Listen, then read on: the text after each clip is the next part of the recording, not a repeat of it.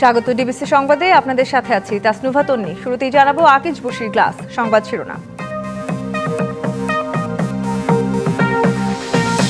ঈদ যাত্রায় রাজধানী ছাড়ছে মানুষ, যাত্রীর চাপে ট্রেনে উঠতে পারছেন না অনেক টিকিটধারী, বাস টার্মিনাল লঞ্চেও উপচে পড়া ভিড়।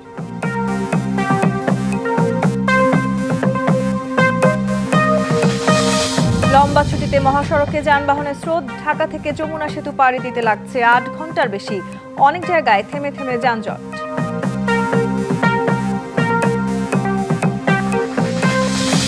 জমজমাট ঢাকা সহ সারা দেশের কোরবানির পশুর হাট, এবার দাম তুলনামূলক কম বলছেন ব্যবসায়ীরা, গরু কিনে খুশি ক্রেতারাও। প্রস্তুত জাতীয় ঈদগাহ ময়দান, ঈদের নামাজ পড়তে পারবেন ৩৫,০০০ মুসল্লি, আবহাওয়া বৈরী হলে বায়তুল মোকাররমে প্রধান জামাত।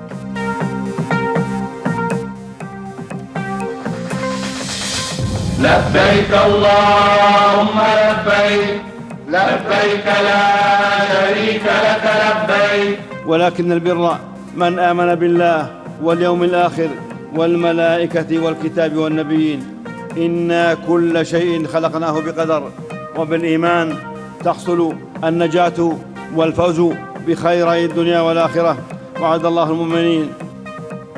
লাব্বাইক ধ্বনিতে মুখরিত আরাফাতের ময়দান, পবিত্র হজের খুতবায় মুসলিম উম্মাহ ও ফিলিস্তিনের জন্য দোয়া।